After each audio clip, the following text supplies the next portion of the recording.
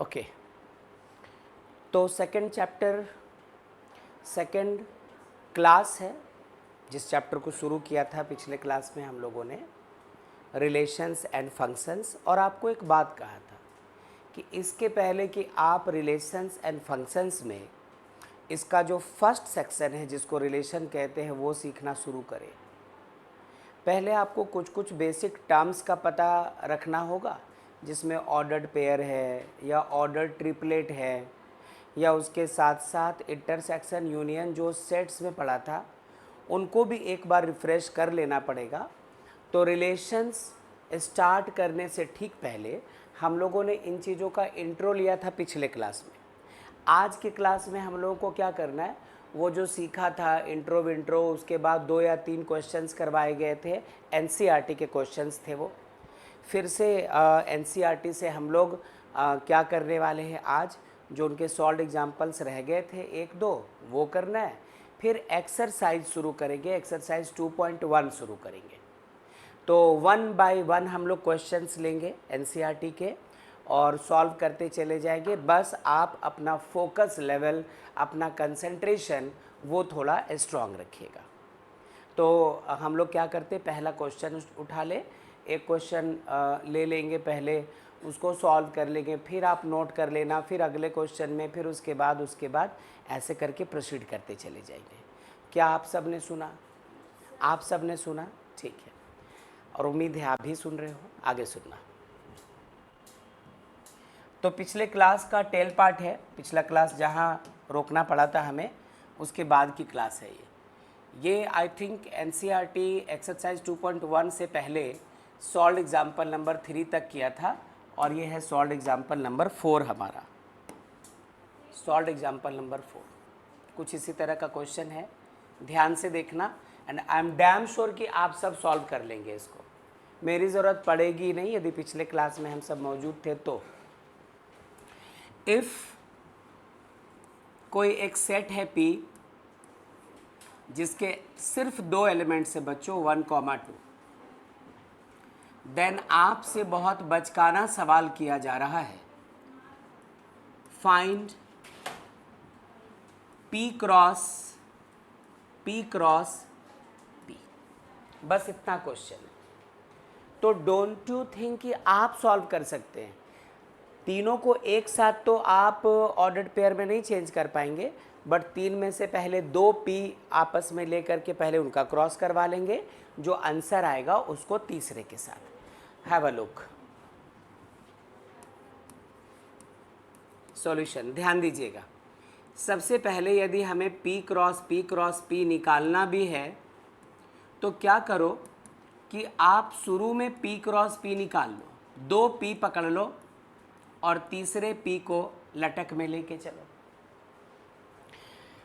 यदि आप पहले वाले P को देखें तो इसके एलिमेंट्स है 1,2 क्रॉस, दूसरे P के जगह भी आपको रखना पड़ेगा 1,2 और इनके साथ क्रॉस करवाना होगा बाद में P को। देखते जाइएगा ध्यान से बिल्कुल। अब क्रॉस करवाते कैसे थे, लास्ट क्लास में सीखा क्या था क्रॉस के बारे में।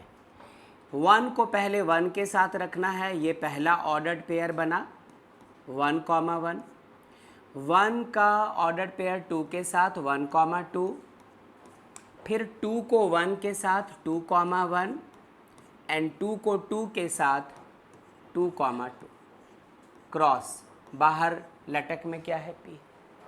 2 सेट P को आपस में क्रॉस करवाने के बाद जो आंसर आया है इसको तीसरे के साथ क्रॉस करवाना है।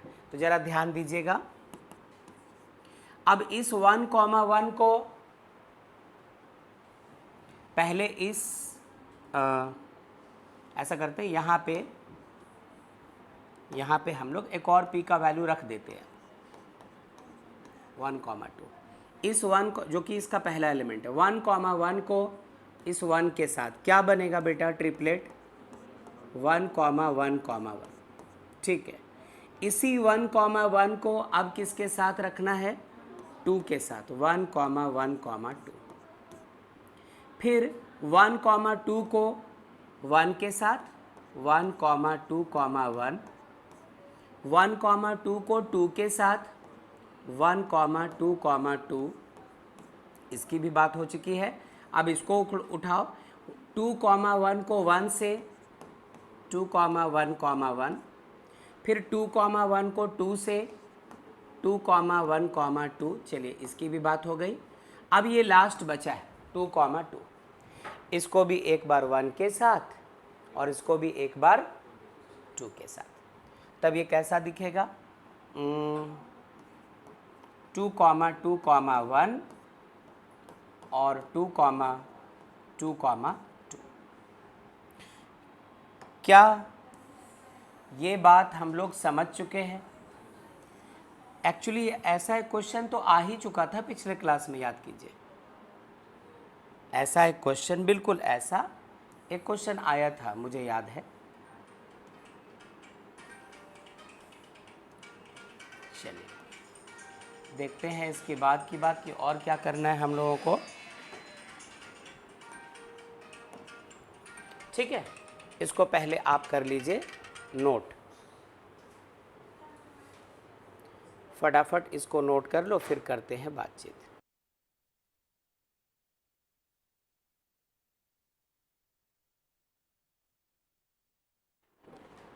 चलिए, तो इस क्वेश्चन के बाद नेक्स्ट क्वेश्चन की तरफ चलते हैं अब, जो कि आपके एनसीईआरटी बुक के सॉल्व्ड एग्जाम्पल नंबर 5 में छपा है।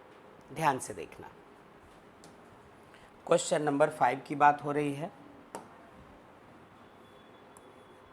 नंबर 5 ये कहता है, if capital R be the set of all real numbers, ध्यान से, फिलिप सटॉप,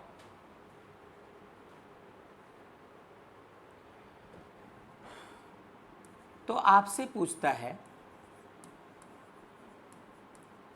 व्हाट डू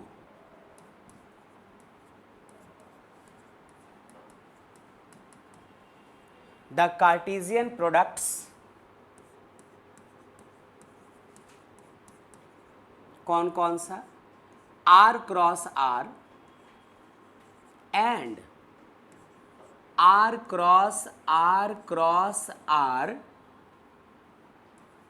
रिप्रेजेंट्स। देखो, या तो आप इनको सिंपल क्वेश्चंस की तरह ट्रीट कीजिए कि एक और क्वेश्चन आ गया है, या क्वेश्चंस को आप मान के चलो कि आपके लिए काम आ गया है, या तो वैसे ट्रीट करो इसको, या फिर इस तरह से ट्रीट करना कि हम लोग जूनियर क्लास से ऐसा देखते आए कि हर पिछला क्लास आपको अगले क्लास के लायक बनाता है, हर पढ़ा हुआ चैप्टर आपको इस काबिल बनाता है कि आप उसके बाद वाले चैप्टर को समझ पाए। मतलब हर एक नॉलेज जो आप बीते हुए वक्त में लेते हो, वो आपको आने वाले वक्त में आपकी काबिलियत बढ़ा कर देता है, समझने के काबिल बनाता है अगले क्लास को, अगले साल की पढ़ाई, अगला टॉपिक, अगला चैप्टर। तो ये जो चीज़ें आ रही हैं, इनको या तो आप नॉर्मल क्वेश्चन की तरह समझो कि बुक का एक और क्वेश्चन है, वो करना है और काम निपटाना है, या फिर हर क्वेश्चन जो आप में नॉलेज डालना चाहता है, हर एक्सरसाइज, हर क्वेश्चन जो चाहता है कि आप इस चीज़ को सीखो, उसको नॉलेज गेन करने के लिए आप क्वेश्चंस डील करो। तो फ़ायदा ये होगा कि जैसे जैसे वक्त बीतेगा, आप टॉपिक पे टॉपिक, चैप्टर्स पे चैप्टर्स पढ़ते जाएंगे, कॉन्फिडेंस लेवल स्ट्रांग होता जाएगा और आने वाले नए चैप्टर्स आपके लिए आसान रहेंगे। वही बीते हुए चैप्टर्स को जैसे तैसे पढ़ेंगे तो अगले चैप्टर में वो उनका यूज करवाएंगे। तो जब इसका इंट्रो खराब है तो वहाँ पर भी आप चारों खाने चित, छोड़ना पड़ेगा। टीचर्स अपना काम कर जाएंगे, आपके बगल में बैठा दोस्त सॉल्व कर गया, आपको मजबूरन उसको ड्रॉप करना पड़ेगा कि शायद ये मेरे से नहीं होगा, मैं वीक हूँ। तो फिलहाल इस वाले क्वेश्चन में भी आपके लिए एक इन्फॉर्मेशन छिपी है। क्या है इन्फॉर्मेशन, वो देखते हैं अब। सुनना जरा ध्यान से बच्चों, बहुत गौर से।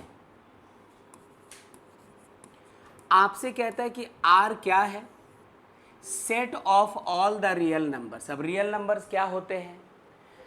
1 2 3 4 5 6 7 8 dot dot dot dot dot dot दुनिया के सारे positive numbers, -1 -2 -3 -4 dot dot dot dot minus infinity दुनिया के सारे निगेटिव नंबर्स, 0। उसके बाद जितने भी डेसिमल वाले नंबर्स है 1.1 3.2 -5.7 वो सब रियल नंबर्स हैं। जितने भी रूट वाले नंबर्स हैं, जितने भी डिवाइड वाले नंबर्स हैं, ये सब के सब क्या होते हैं? Real numbers. तो यदि मैं ऐसा बोलूं कि रियल नंबर्स का कोई अंत नहीं होगा, रियल नंबर का कोई खात्मा नहीं है, ये जब तक दुनिया रहेगी तब तक रियल नंबर्स चारों तरफ हैं और आप इसको ना तो काउंट कर सकते हैं ना तो एक जगह पैक कर सकते हैं। आपको डॉट डॉट डॉट कह के छोड़ना पड़ेगा कि इन्फिनाइट है, अनंत है, नॉट इजी टू काउंट है, ये सब कुछ। तो सबसे पहली बात, आप जरा सोचो कि आपसे पूछता है कि ये R क्रॉस R क्या बताएगा। सुनना अच्छे से। हम लोग इस क्वेश्चन को 2 हिस्सों में बांटते हैं, पहले 2 हिस्सों में बांटते हैं और पहले ये पता करने की कोशिश करते हैं, कि आखिर हम लोगों को ये जो R क्रॉस R है ये क्या दिखाता है। पहले हम लोग ये ढूंढना चाहते हैं कि R क्रॉस R जो रिप्रेजेंट करता है, जो हमें बताता है, वो क्या रिप्रेजेंट करता है। जब इधर R क्रॉस R के बारे में बात हो जाएगी तो इस तरफ ये सीखेंगे हम लोग कि R क्रॉस R क्या रिप्रेजेंट करता है। इधर सीखेंगे हम लोग कि R क्रॉस R किस चीज़ को रिप्रेजेंट करता है। तो आइए पहले इसकी बात करते हैं। बहुत अच्छे से सुनना, बहुत अच्छे से, कि ये जो R क्रॉस R है बच्चों, यदि हम में से किसी ने सेट चैप्टर नहीं पढ़ा है तो आपको माफ़ी है। तो आपको मैं वो बात तो अभी तुरंत सेट चैप्टर के बारे में बात तो कर नहीं सकता हूँ, लेकिन सेट चैप्टर यदि पढ़ लिया है, रिलेशंस के पहले चैप्टर 1 सेट्स यदि पढ़ लिया है, तो जो मैं लिखने जा रहा हूँ उसको आप पढ़ कर आ रहे हो। Set builder form, roster form, tabular form, कई तरीके से हम लोग सेट को रिप्रेजेंट करते हैं।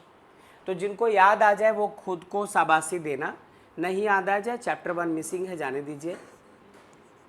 इस तरह से लिखा करते थे कि कोई set equals to x, y such that x belongs to, ये पहला वाला रियल नंबर का सेट, कॉमा, इसको एंड पढ़ने को सिखाया था, y भी बिलोंग्स टू क्या हो जाएगा,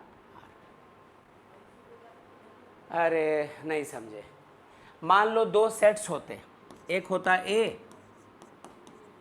1 2 3, एक होता B 2 4। आप इनका क्रॉस करवाते हैं, A क्रॉस B निकालते आप, तो 1 2 3 का क्रॉस 2 4 से करवा रहे होते, मिलता क्या पहले 1 का 2 के साथ एक पेयर बनता, 1 का 4 के साथ दूसरा पेयर बनता, 2 का 2 के साथ, फिर 2 का 4 के साथ, 3 का 3 के साथ, 3 का 2 के साथ और 3 का 4 के साथ। ऐसे ही तो ऑर्डर्ड पेयर्स मिलते। अब मेरी बात ध्यान से सुनो, क्या आपको ऐसा दिखा कि जब 2 सेट्स को आप क्रॉस करवा रहे हो तो इसके सारे मेंबर्स, जितने भी मेंबर्स हैं, वो सब ऑर्डर्ड पेयर के शक्ल में। ये एक जोड़ा 1, 2, 1 कहाँ से बिलोंग करता है, सेट ए से, 2 कहाँ से आया है, सेट बी से।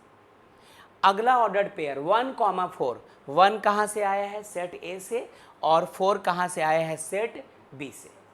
यदि 2, 2 लेते हैं तो ये वाला 2 कहाँ से आया है, सेट ए से, बाद वाला 2 कहाँ से आया है, सेट बी से। वही तो मैं लिख रहा हूँ कि जब आप R का क्रॉस R के साथ करवाओगे तो जितने मेंबर्स मिलेंगे, जितने ऑर्डर्ड पेयर्स मिलेंगे, वो सब इस चेहरे के होंगे। ये देखो, पहला मेंबर, दूसरा मेंबर, तीसरा मेंबर, चौथा, पांचवा, छठा, ये सब के सब वैसे ही तो दिख रहे हैं कि ब्रैकेट है, कोई एक नंबर है और ये कोई दूसरा नंबर है। एक और चीज़ सीखा था लास्ट क्लास कि ये जो 1 है ये बिलोंग करता है किससे, 1 बिलोंग्स टू ए, और ये जो 2 है वो कहाँ से बिलोंग करता है, बी से।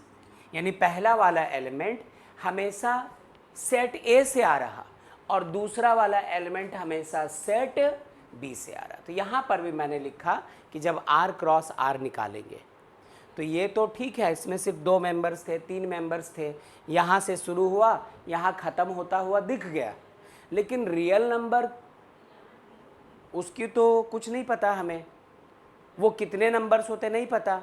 तो रियल नंबर्स होते कितने, इनफाइनाइट होते हैं, इनफाइनाइट होते हैं रियल नंबर्स। ठीक है, ये R क्या है, कितने सारे होते हैं, इनफाइनाइट, और ये रियल नंबर भी कितने होते हैं, इनफाइनाइट।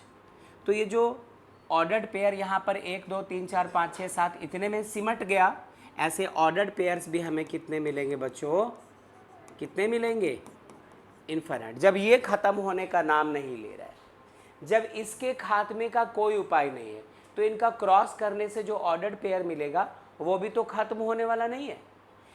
ऐसे ऐसे भी तो इनफाइनाइट टर्म्स मिलेंगे हम लोगों को। अच्छा, एक और बात है, हमेशा ऑर्डर्ड पेयर का फर्स्ट एलिमेंट पहले वाले सेट का होता है और सेकंड एलिमेंट दूसरे वाले सेट का होता है। तो यहाँ पहला सेट भी R है, दूसरा सेट भी R है, इसलिए लिख दिया कि X कहाँ से बिलोंग करता है, इस वाले R से, और Y कहाँ से बिलोंग करता है, इस वाले R से। क्या यहाँ तक बात आई? ठीक है। अब इसी बात को कुछ यूँ दिखाओ क्लास 10 के तरीके से। क्लास 10 में हम लोग इस तरह से x एक्सिस y एक्सिस लिया करते थे, ये x x डैश्ड और ये y y डैश्ड, ये ऑरिजिन। इसमें नंबरिंग किया 1 2 3 4 5 6 7 8 9 10 dot dot dot dot dot infinity, 1 2 3 4 5 6 7 dot dot dot dot dot infinity, -1 -2 -3 -4 -5 -6 -7, -1 -2 -3 -4 -5 -6 dot dot dot. आपसे कोई कह दे कि इस प्लेन पर, इस कार्टेशियन प्लेन पर, हम लोग इस प्लेन को क्या बोलते हैं, कार्टेशियन प्लेन, इस प्लेन को, इसमें कोई तुमसे कहता कि 3,4 एक पॉइंट ढूंढो, तो x का 3 लेते आप, 1 2 3, y का 4 1 2 3 4, ये इधर से चला, ये इधर से चला, दोनों यहाँ पर मिल गए। ये पॉइंट कौन सा मिला बच्चों, 3, मान लो कोई कहता -4, -2 बताओ, तो x का -4 इधर का ही, 1 2 3 4 ये रहा, y का -2, ये -2, ये दोनों यहाँ पर मिल गए, ये हो गया पॉइंट कौन सा, -4 -2। कोई कहता 3, -5 बताओ, x का 3 ये, या चलो 5, -7, x का 5 ये और y का -7, 1 2 3 4 5 6 7 जो भी हो, ये इधर कहीं पे मिलता, तो ये रहता 5, -7। कोई कहता कि -4, 5 बताओ, x का -4, 1 2 3 4 -4, और y का 5, 1 2 3 4 5 ये रहा, दोनों यहाँ पर मैच कर जाएंगे। तब क्या होगा, -4, 5। ये तो सिर्फ 4 पॉइंट्स पूछा आपसे, लेकिन एक बात बताओ, एक बात पहले समझो, A में कितने मेंबर्स से 3, B में कितने मेंबर्स से 2, जब A क्रॉस B मिला हम लोगों को, तो इसमें भी जितने मेंबर्स हैं हमें दिख रहे हैं, लेकिन R में कितने एलिमेंट्स हैं, इनफाइनाइट, दूसरे R में कितने एलिमेंट्स हैं, इनफाइनाइट। जब उनका क्रॉस करवाओगे तो आंसर भी कितने आएंगे, इनफाइनाइट। मतलब ये सिर्फ 4 दिखाया, लेकिन इस प्लेन पर जितने पॉइंट्स पॉसिबल है, यहाँ से आप इधर इन्फिनिटी चले जाओ, यहाँ से ऊपर इन्फिनिटी, यहाँ से इधर इन्फिनिटी, यहाँ से नीचे इन्फिनिटी, ना तो ये एक्सिस ख़त्म होने का नाम लेंगे और ना इस तरह के पॉइंट्स ख़त्म होने का नाम लेंगे। तो इसका मतलब क्या हुआ, आर क्रॉस आर हमें क्या बता रहा है, सारे पॉइंट्स जो इस कार्टेशियन प्लेन पे मौजूद है। मतलब सिर्फ यही नहीं, इसके अलावे करोड़ों करोड़ अनगिनत और भी पॉइंट्स होंगे ना, ये जिनका कोई खात्मा ना हो सके, है ना, इनफाइनाइट। जब दोनों के दोनों सेट्स खत्म होने का नाम नहीं ले रहे तो उनका क्रॉस प्रोडक्ट जो होगा उसमें एलिमेंट्स खत्म नहीं होंगे, और क्रॉस प्रोडक्ट के एलिमेंट इसी तरह से तो दिखाते हैं। तो ये जो आर क्रॉस आर है ये हमें क्या रिप्रेजेंट करता है, तो R cross R represents all the points, कहाँ पे, on the Cartesian plane, on the X Y plane. इसको एक्स वाई प्लेन भी कहते हैं, प्लेन एक सरफेस ही तो है। तो हम लोग ऐसा लिख सकते हैं कि therefore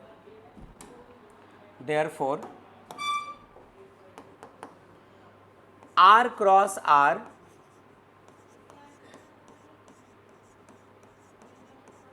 represents all the points on X Y plane. बेटा ये आधा आंसर कर लिया आपने, क्वेश्चन का 50% सॉल्यूशन आपने किया, अभी 50% बाकी। तो एक बार जल्दी जल्दी इसको, जब इसको सॉल्व शुरू किया था करना उस वक्त हमारे पास आइडियाज़ नहीं थे, अब कुछ कुछ आइडियाज़ है, अभी नोट नहीं करना, सिर्फ देख लेते हैं कि आर क्रॉस आर क्या रिप्रेजेंट कर रहा है। ये बताने के लिए हम लोगों ने पहले कहा कि ये जो आर है रियल नंबर, उसमें इन्फिनिट मेंबर है, दूसरा आर है रियल नंबर, इसमें भी इन्फिनिट नंबर है। जब दोनों का क्रॉस करवाएंगे तो एक्स कॉमा वाई जो आएगा वो भी इन्फिनिट होंगे, ये भी खत्म होने का नाम नहीं लेंगे। और एक्स, हर पेयर में एक्स आएगा पहले वाले आर से और वाई आएगा कहाँ से, दूसरे वाले आर से, तो ये भी खत्म होने का नाम नहीं लेगा। अब कहा कि ये चीज़ हम लोगों ने पहले कब देखा है, क्लास 10 में कब देखा है, ग्राफ पढ़ते समय। इसी तरह से एक्स वाई प्लेन लेते थे और अलग अलग पॉइंट्स ढूंढते थे। लेकिन ये पॉइंट्स 1 2 3 4 यहाँ तो दिखाया सिर्फ हम लोगों ने, लेकिन एक्चुअली यहाँ पर कितने इस तरह के ऑर्डर्ड पेयर्स हैं, इनफाइनाइट। इसका मतलब एक्स वाई प्लेन में जितने पॉइंट्स होंगे, जितने भी पॉइंट्स होंगे, चप्पे चप्पे में एक एक पॉइंट कुछ भी छूटने ना पाए, वो सारे पॉइंट्स को रिप्रेजेंट करता है, दिखाता है कौन, आर क्रॉस आर। सुन पाए क्या, रुको जरा, अब आते हैं ये देखने कि आर क्रॉस आर क्या रिप्रेजेंट करेगा। फिर से सुनना, अब चूंकि ये ट्रिपल प्रोडक्ट की बात करेगा कि जब हम लोग आर क्रॉस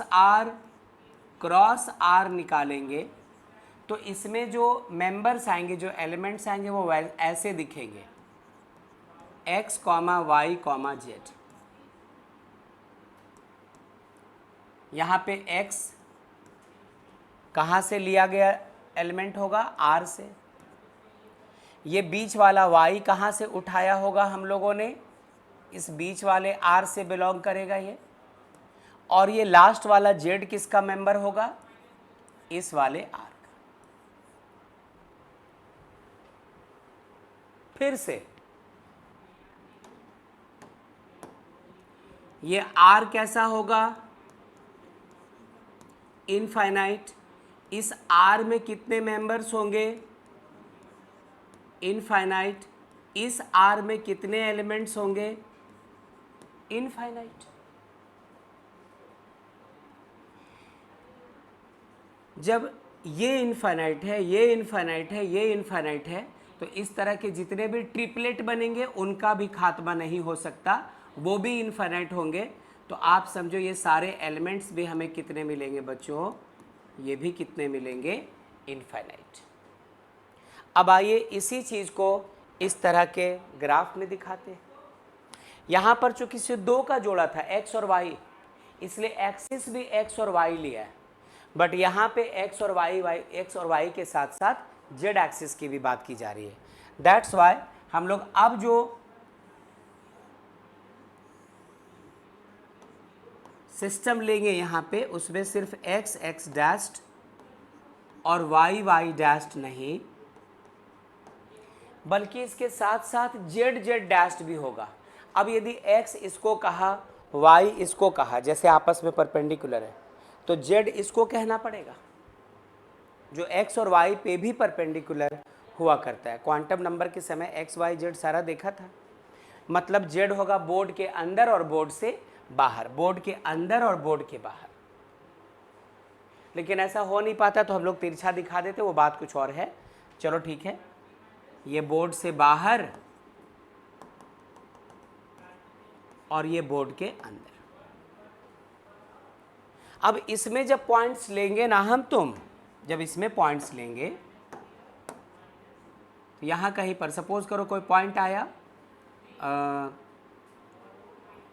5,4,1, मतलब सुनिएगा ट्रिपलेट यूज हो रहा है यहाँ पर। इसका मतलब यहाँ से यहाँ तक x एक्सिस के अलोंग ये डिस्टेंस कितना है, 5 यूनिट। ये गौतम बुद्ध बनने वाले हैं। हाथ हटाइए भाई, आगे सुनना। गौतम बुद्ध मतलब बताया था ना आपको, क्या कोई भी गौतम बुद्ध कैसे बनता है? ध्यान मग्न हो करके। वो धीरे धीरे बैठे बैठे ध्यान में जाना शुरू करता है।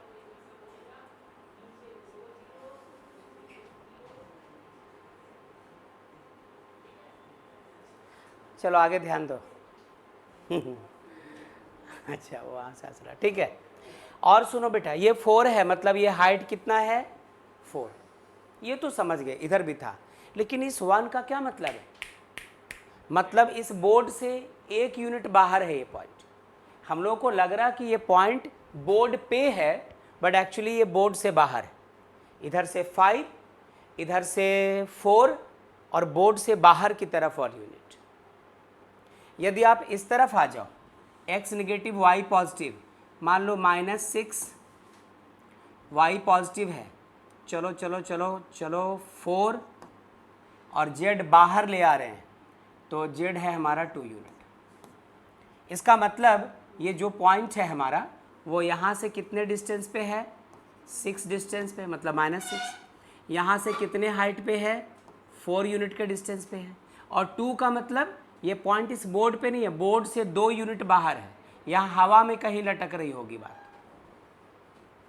तो इस तरह जब ट्रिपलेट में आते हैं तो उसके पीछे ये राज छिपा हुआ था। पिछले क्लास में बस लगा था कि A क्रॉस B करना है और A cross B cross C करना है, तो ये 2-2 का जोड़ा बन रहा है, ये 3-3 का सेट बन रहा है। अब पता चला कि R क्रॉस R क्या बताता है, वो सारे पॉइंट्स को जो इस प्लेन पर है। R क्रॉस R क्या बताता है, वो सारे पॉइंट जो इस 3 डायमेंशनल स्पेस पे है, लंबाई भी, चौड़ाई भी, ऊंचाई भी। ऐसे स्पेस को 3D स्पेस कहते हैं। मूवी देखते हैं ना, 3D मूवी, वो थिएटर्स में जाते हैं तो अलग से एक चश्मा देता है उसको देखने के लिए। आपको लगता है चीज़ें निकल कर आपकी तरफ आ रही है, कभी देखा है? ओके, जाने दो, अब नहीं देखा तो बात ख़त्म, ठीक है। सुनना, तो R क्रॉस R, देखो बात तो 2 मिनट की थी।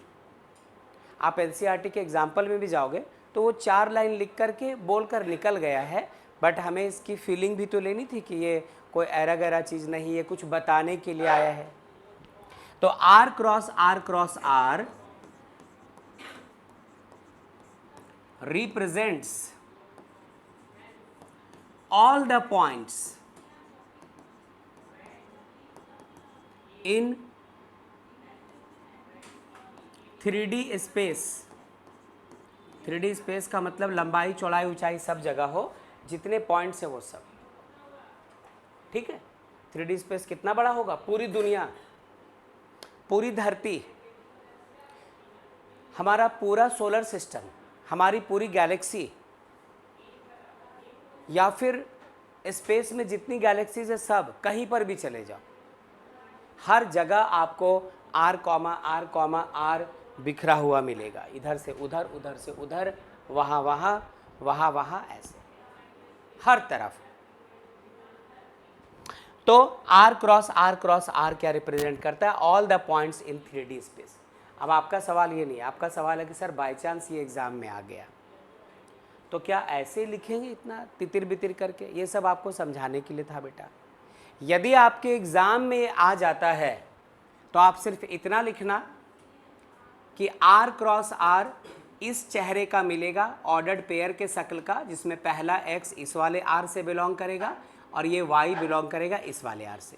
चूंकि ये r इनफाइनाइट है, ये r भी इनफाइनाइट है, तो x कॉमा y भी इनफाइनाइट होगा। देयरफॉर उसके बाद आपको बस ये लिख देना है। तो आपके एग्जाम में आंसर के लिए ये स्टेप और ये स्टेप, काम खत्म।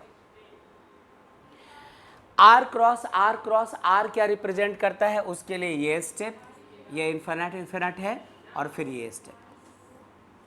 बस बाकी जो फिगर वगैरह बनाया सिर्फ आपको बताने के लिए कि इस आर क्रॉस आर के अंदर क्या क्या छिपा है, आर क्रॉस आर अपने अंदर क्या क्या समेटे हुए। शायद ये क्वेश्चन ही इसीलिए दिया गया हम लोगों को। ठीक है, चलिए इसको कर लीजिए नोट। अब इसके बाद सब सिंपल क्वेश्चंस हैं। कोई 1 मिनट में सॉल्व हो जाएगा, कोई 2 मिनट में, किसी में ज़्यादा लगा तो 5 मिनट्स। कर लीजिए नोट, फिर चलते हैं आगे। जल्दी से नोट कर लीजिए।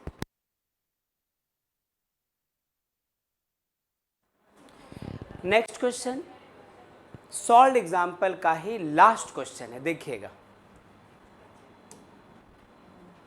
ये एग्जाम्पल नंबर 6 है बच्चों आपके एनसीईआरटी का, और ये कहता है कि अगर यदि इफ ए क्रॉस बी आपको दे चुका हो, ए क्रॉस बी का वैल्यू यदि आपको दिया जा चुका हो पी क्यू क्यू आर, अच्छा P comma Q, Q comma R, फिर एम कॉमा क्यू और एम कॉमा आर। बस इतना ही है क्वेश्चन, ब्रैकेट क्लोज्ड। आपसे कहता है कि फाइंड करो, फाइंड सेट ए एंड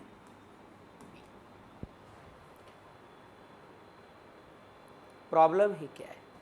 बीते क्लास में ही तो हम तुम पढ़ रहे थे इस चीज को कि यदि ए क्रॉस बी निकला है तो जितने भी ऑर्डर्ड पेयर्स हैं उन सबों में फर्स्ट एलिमेंट सेट ए का होता है और सेकंड एलिमेंट सेट बी का होता है। तो सोचो यदि बात ऐसी है, यदि बात ऐसी है तो सॉल्यूशन में हम लोग कुछ ऐसा करें क्या, सॉल्यूशन में ऐसा कर सकते हैं क्या कि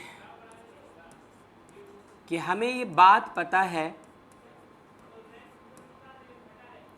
कि यदि ए क्रॉस बी हमारा कुछ इस तरह से हो, एक्स कॉमा वाई का सेट बना हो, है ना, सच दैट, नहीं आप ऐसे लिख दो डायरेक्टली, इतना लिखने की जरूरत नहीं है, आप ऐसे लिखो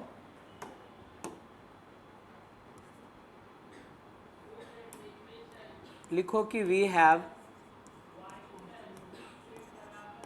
ए क्रॉस बी इक्वल्स टू पहला ordered pair P comma Q, दूसरा ordered pair Q comma R, तीसरा ordered pair M comma Q और चौथा ordered pair M comma R। तो सोचो ये P क्या होगा, P कहाँ से आएगा? P belongs to A। ये Q क्या होगा बच्चों?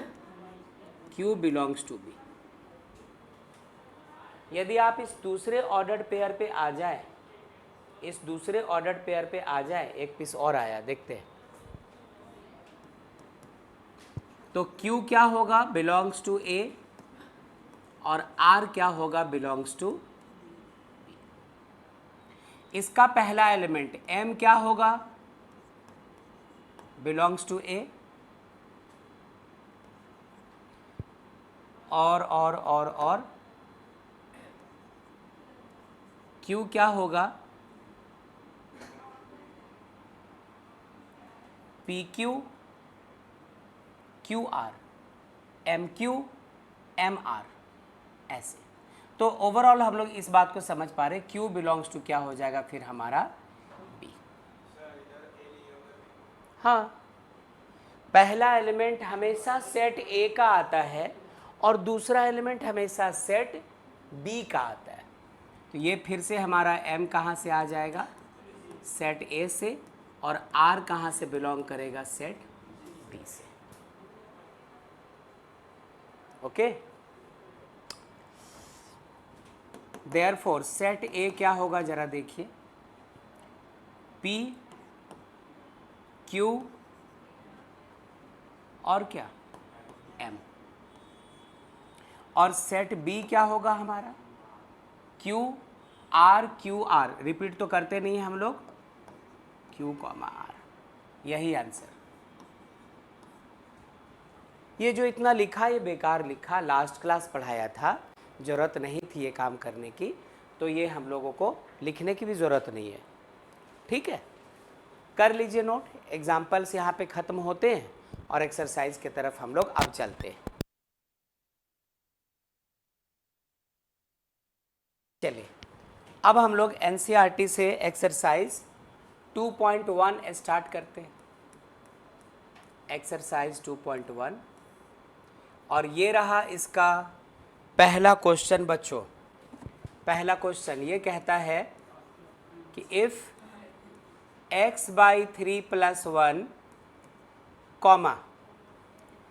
y-2/3, ये एक ऑर्डर्ड पेयर है, और ये ऑर्डर्ड पेयर इक्वल है किसके, 5/3, 1/3 के। तो आपसे कहता है फाइंड x एंड y।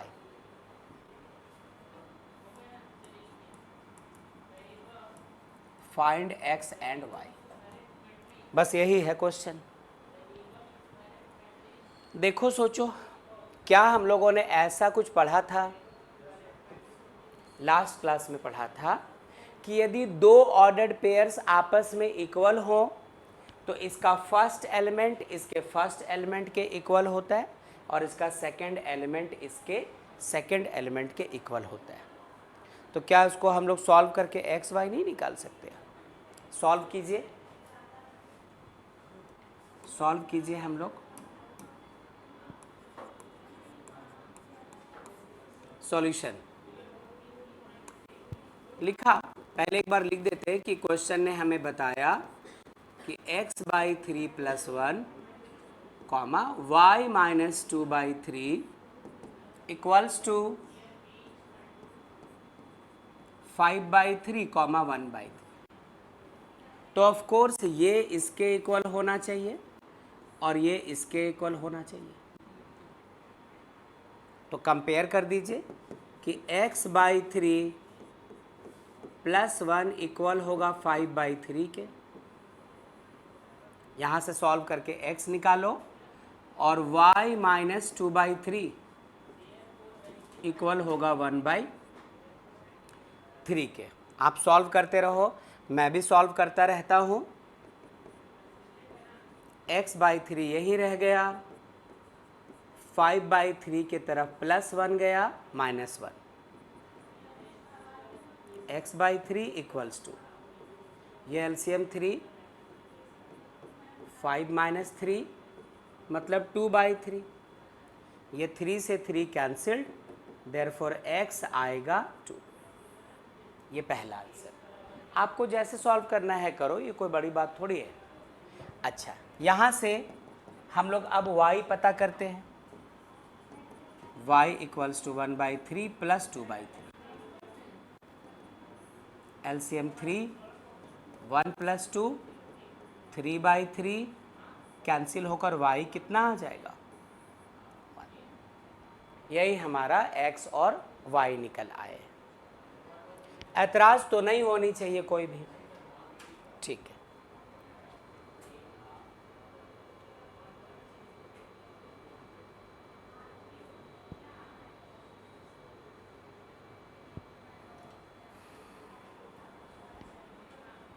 कर चुके नोट? अच्छा, कर चुके नोट हम लोग? चलो,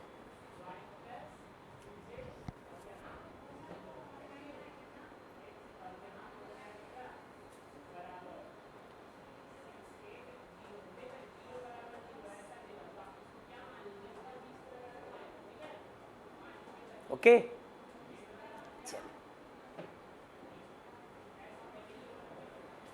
नेक्स्ट क्वेश्चन में चले। नोट कर चुके हैं, सॉल्व कर चुके हैं, चले नेक्स्ट क्वेश्चन।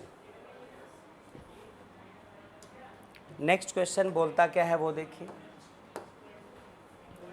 क्वेश्चन का कहना है, अगला क्वेश्चन कह रहा, क्वेश्चन नंबर 2, क्वेश्चन आप साथ साथ लिख सकते हो। If the set A has 3 elements, बहुत अच्छा, एंड एक दूसरा सेट इन्होंने दे रखा है, set B equals to 3, 4, 5, then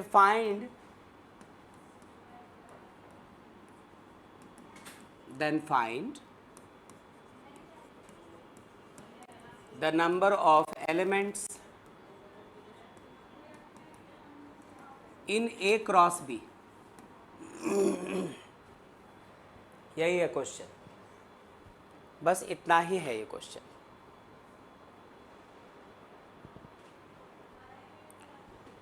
number of elements in A cross B, A cross B निकाल के नहीं दिखाना है आपको, सिर्फ ये बताना है कि ए और बी का क्रॉस करेंगे तो कितने ऑर्डर्ड पेयर्स, कितने एलिमेंट्स, कितने मेंबर्स मिलेंगे हम लोगों को। तो लास्ट क्लास में पढ़ाए हुए एक इम्पॉर्टेंट चीज़ का यूज़ यहाँ पर होगा, अच्छे से देख लीजिए, अच्छे से समझ लीजिए और रिकॉल कर लो, कोई हर्ज नहीं है। सुनना बच्चों,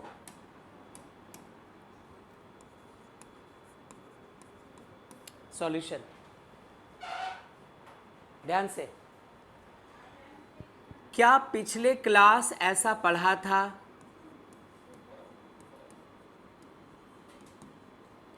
N A cross B equals to N A multiplied by N B? याद आया हमें? पढ़ा करते थे number of elements in A cross B.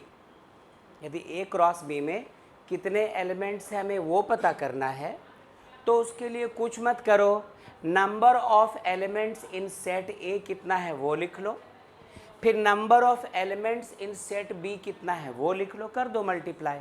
तो ज़रा दोनों चीज़ों को पहचानिए। तो आपसे क्या कहा, सेट ए के पास कितने एलिमेंट्स हैं?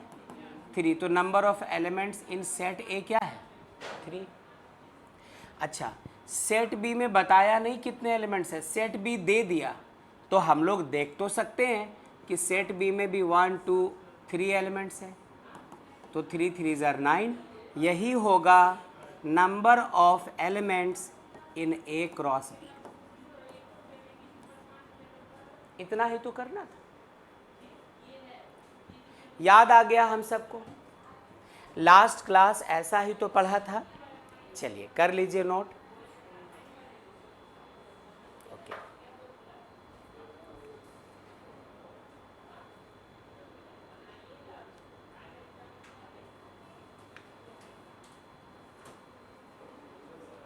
ओके, चले नेक्स्ट क्वेश्चन में, चले, ठीक है। अगले सवाल में आते हैं, क्वेश्चन नंबर 3। क्वेश्चन नंबर 3, और ये कहता है कि यदि हमारे पास कोई एक सेट है जी, जिसके मेंबर्स हैं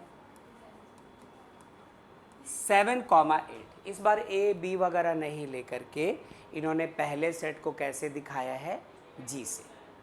तो यदि कोई सेट है जी एंड एक और सेट है एच, जिसके मेंबर्स है 5, 4, 2, तो आपसे कहता है दो आसान काम करने को, कहता है find G cross H and H cross G. मुझे ऐसा क्यों लग रहा है कि आप जी क्रॉस एच और एच क्रॉस जी दोनों निकाल सकते हैं। जी क्रॉस एच में जी को पहले और एच को बाद में, फिर क्रॉस क्रॉस, और एच क्रॉस जी में पहले एच और बाद में जी। तो पहले आप ट्राई कीजिए, उसके बाद हम लोग इसको मिलकर देखते हैं। क्लास 11th एनसीईआरटी के बुक के क्वेश्चंस डायरेक्टली लिए जा रहे हैं, सिर्फ क्लास 11th वाले बच्चों के लिए।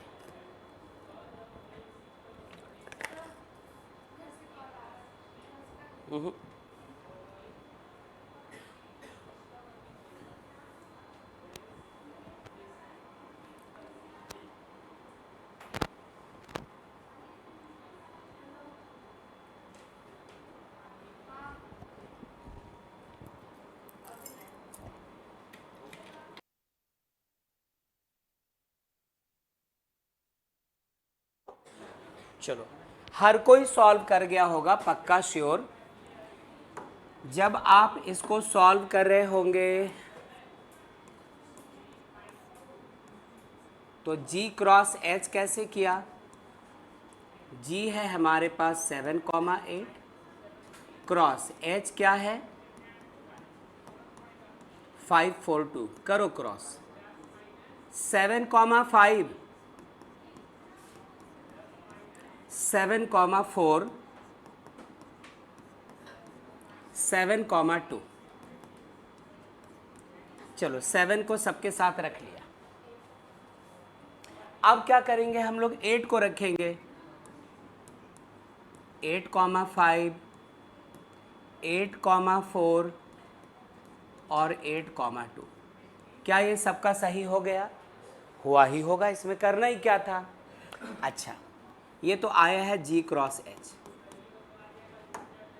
फिर पता करो हम लोग, ये तो हो गया, अब इसको पता करो। नाउ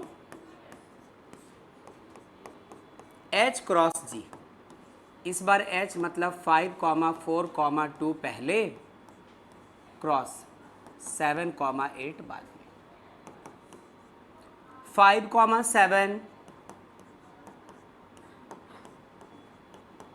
5,8, 4,7, 4,8, अब 2 के साथ 2, 7 और ये 2, 8। कोई प्रॉब्लम? बिल्कुल नहीं, सबका आंसर यही आया भी होगा। तो जी क्रॉस एच और एच क्रॉस जी हमें पता करना था, सो किया। तो आई थिंक आगे चलना चाहिए, हर कोई तो सॉल्व कर ही चुका है। नेक्स्ट क्वेश्चन आते हैं, ये क्वेश्चन नंबर 3 था, चलते हैं क्वेश्चन नंबर 4 के तरफ। क्वेश्चन नंबर 4, और ये है क्या, ये आपसे पूछता है कि बताओ नीचे कुछ स्टेटमेंट्स दिए जा रहे हैं, वो ट्रू है या फिर फॉल्स है। ट्रू फॉल्स है, 3-4 क्वेश्चंस है, उनका LHS भी दे दिया आपको, RHS भी दे दिया, कुछ स्टेटमेंट्स दिए गए हैं। आपको ये चेक करना है कि उन्होंने जो बात रखी है वो ट्रू है या फॉल्स है। पहली बात क्या है जिसको चेक करना है वो देखिए ज़रा, जिसे चेक करना है वो पहली बात क्या है, इफ़ P कोई सेट है जिसके मेंबर्स है M, N, बहुत अच्छा, और Q कोई दूसरा सेट है जिसके मेंबर्स है N, M, N, M, तो आपसे कहता है फाइंड नहीं करना, ये आपको दे चुका है, बस आपको चेक करना है कि क्या इसका P क्रॉस की Q निकालने पे ये होगा M, N पहला ऑर्डर्ड पेयर और N, M दूसरा ऑर्डर्ड पेयर। चेक कर लीजिए सबसे पहले, या कुछ और होगा। तो आप P क्रॉस Q तो निकाल ही सकते हैं, ये P है ये Q है, दोनों का क्रॉस तो करवा सकते हो। तो आप करके ज़रा चेक करो कि ये स्टेटमेंट ट्रू है या फॉल्स है, फिर चलते हैं आगे।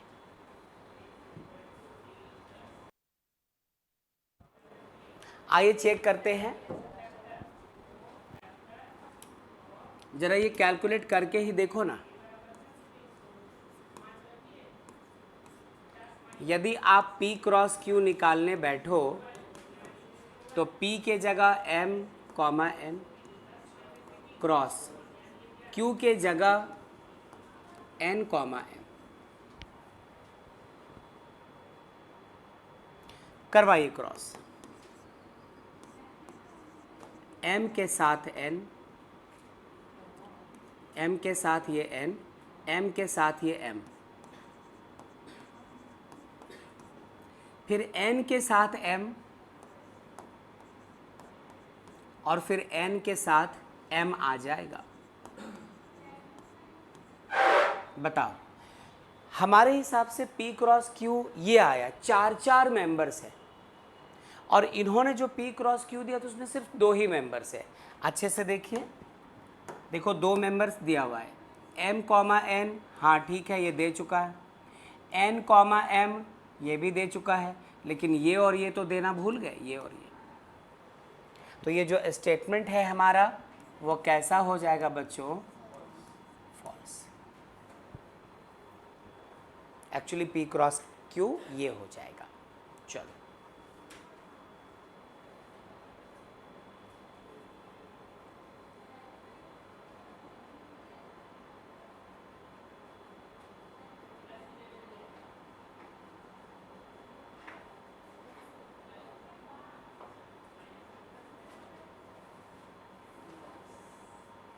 हो गया। अगले स्टेटमेंट को चेक करें कि वो ट्रू होगा या फॉल्स। चलिए नेक्स्ट स्टेटमेंट की बात करते हैं। ये क्वेश्चन नंबर 4 का ही सेकंड स्टेटमेंट है। सेकंड स्टेटमेंट, ये स्टेटमेंट क्या बोलता है? थोड़ी बड़ी बात कहता है, नोट करते जाइए। If A and B are non empty sets,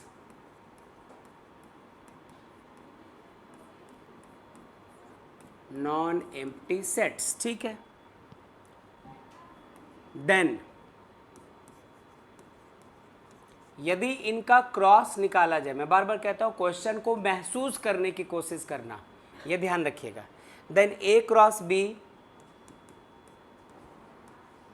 is a non empty set of ordered pairs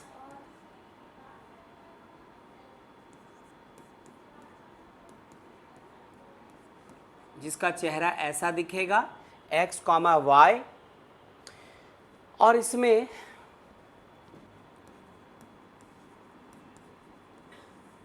such that x belongs to set A and y belongs to set B। ये है सवाल।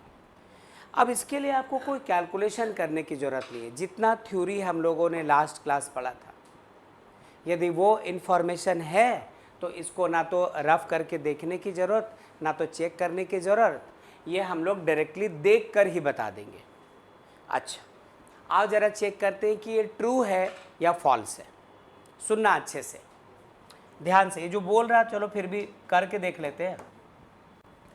आपसे कहा ये जो ए और बी है ये दोनों क्या है? Non empty sets. ठहरो, मान लो कि आप a इक्वल्स टू 1, 2 ले लेते हैं। अरे एम्प्टी सेट मतलब क्या? 5 जिसका एक भी मेंबर ना हो। तो नॉन एम्प्टी का मतलब जो खाली ना रहे, कोई ना कोई मेंबर हो। तो a इतना ले लिया, b में भी कुछ ले लो ना, चलो सिर्फ ले लो 3। तो ये भी कैसा है बच्चों? खाली नहीं है, कुछ ना कुछ एलिमेंट है, नॉन एम्प्टी। और ये भी सेट कैसा दिख रहा है? Non empty.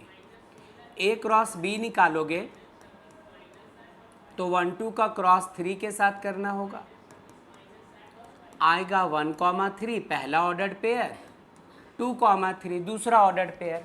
तो तुम अच्छे से देखो, क्या ए क्रॉस बी खाली है? एक भी मेंबर नहीं है, बिल्कुल है इसमें मेंबर, तो आप इसको भी क्या कहेंगे, नॉन एम्प्टी।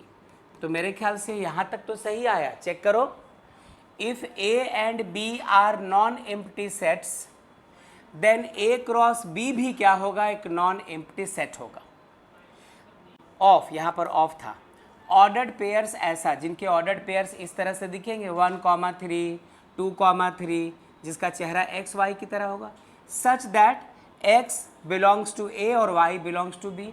तो देखो जो भी 1 और 2 है सेट ए से है, और जो 3 है हमारा वो सेट बी से। मतलब इसमें ये सब कुछ चेक करने की ज़रूरत नहीं थी, इसमें हम लोग डायरेक्टली क्या लिख सकते थे, ट्रू। ठीक है, अच्छा। ट्रू फॉल्स हम लोग बहुत पहले जब जूनियर क्लास में थे 1, 2, 3 में, तब ट्रू फॉल्स पढ़ते थे।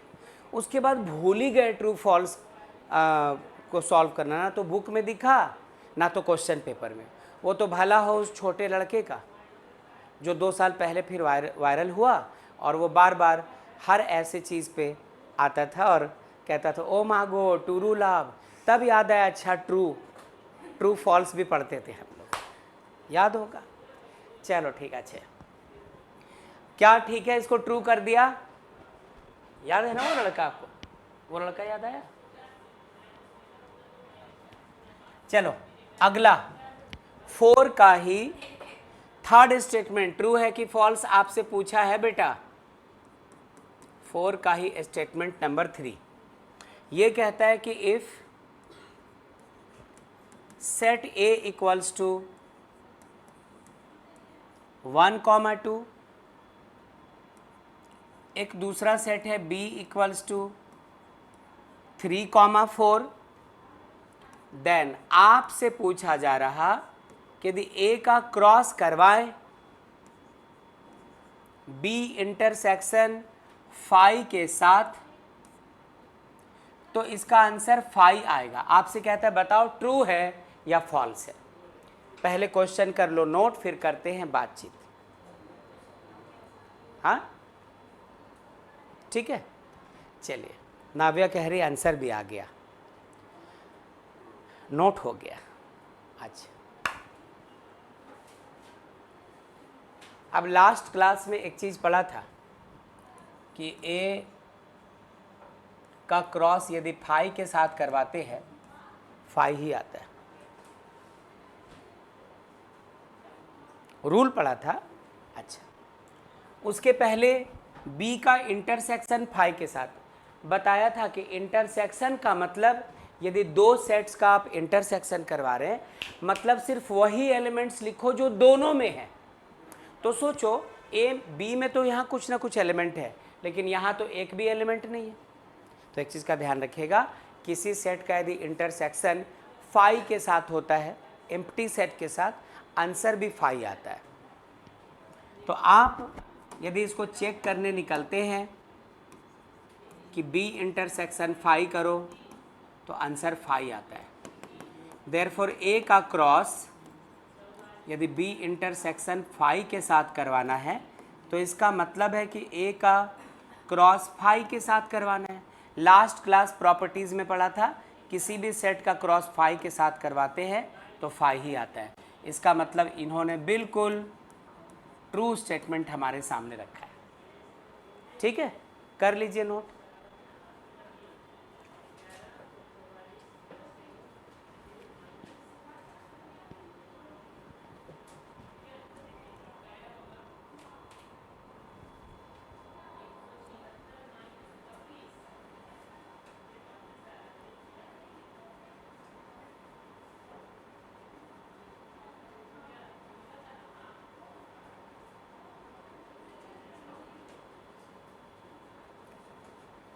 नेक्स्ट क्वेश्चन आपको बनाना है।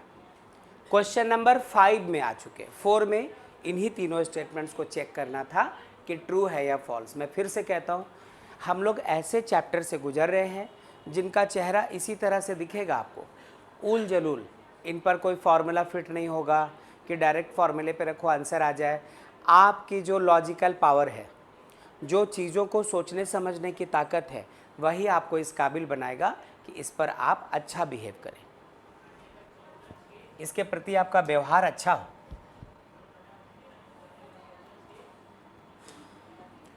चलो क्वेश्चन नंबर 5, ये आपको सॉल्व करना है। मैं बिल्कुल कोई मदद नहीं करूँगा क्योंकि मदद करने लायक क्वेश्चन ही नहीं है। a इक्वल्स टू -1, 1, तो आपको कहता है कि फाइंड करके दिखाओ a क्रॉस a। क्वेश्चन खत्म। आज का एग्जाम्पल क्वेश्चन नंबर 6 भी तो यही था, p दे चुका था, p ठीक है, कर चुके इसको सॉल्व। चलो ऊपर ऊपर यूं ही देख लो, आपका आंसर आ चुका होगा। a क्रॉस a यदि निकालते हैं हम लोग तो -1, 1 का क्रॉस करना होगा -1, 1 के साथ। कीजिए इस -1 को -1 के साथ -1, -1 को 1 के साथ -1, 1 को -1 के साथ 1, -1 और 1 को 1 के साथ 1, 1। a क्रॉस a निकला, बट आपको क्या फाइंड करना है? a cross a cross a। चलो तो a क्रॉस a जो निकल चुका है -1, -1, -1, 1, 1 -1 और 1, 1। इसका क्रॉस करवाना है a के साथ। a के जगह फिर लिख दो हम तुम -1, 1। यही तो किया होगा। तो -1, -1 को किसके साथ? -1 के साथ। फिर -1, -1 को 1 के साथ। ठीक है, चलो इसका काम हो चुका। इस पे आ जाओ, -1, 1 को -1 के साथ, ये रहा। -1, 1, 1 के साथ। ठीक है, इसकी भी बात हो गई। अब इसको लेकर बढ़ो, 1, -1 को -1 के साथ, 1, -1 को 1 के साथ। हो गया। अब इस पे आ जाओ, 1, 1, -1 और 1, 1, 1। कोई छूटा तो नहीं? चेक कर लीजिए, नहीं ना? ओके, ठीक है। तो इस तरह हम लोग क्वेश्चन नंबर 5 तक देख पाए हैं। क्वेश्चन नंबर 6 से लेकर 10 तक 4 क्वेश्चंस और हैं, वो आप खुद कीजिएगा जितना हो पाए। यदि कोई क्वेश्चन अटक गया, लटक गया, तो हम लोग उसको अगले क्लास देख जाएंगे। Am I clear? ठीक है, तो आज की क्लास यही रोकते हैं, अगले क्लास में फिर आगे चलेंगे। Thank you.